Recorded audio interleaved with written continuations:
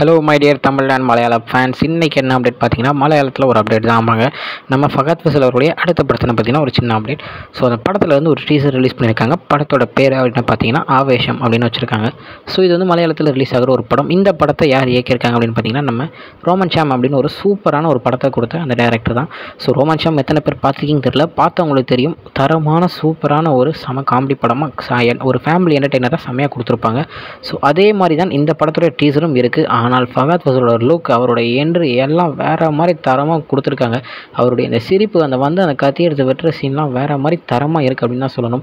So ஒரு டிஃப்ரெண்ட்டான ஒரு கதையாக, ஒரு கேங்ஸ்டர் கதை, அது மட்டும் இல்லாமல் ஒரு 3 ஸ்டூடெண்ட்ஸோட கதையாக இருக்கும் அப்படின்றது டீசர்லேயே நல்லா நம்மளுக்கு தெரிஞ்சிருக்கு. ஸோ டீசரை எத்தனை பேர் பார்த்தீங்க அப்படின்றத கமெண்ட்டில் சொல்லுங்கள். அது மட்டும் இல்லாமல் எத்தனை பேருக்கு இந்த டீசர் பிடிச்சிருந்துச்சி அப்படின்றதையும் சொல்லிடுங்க.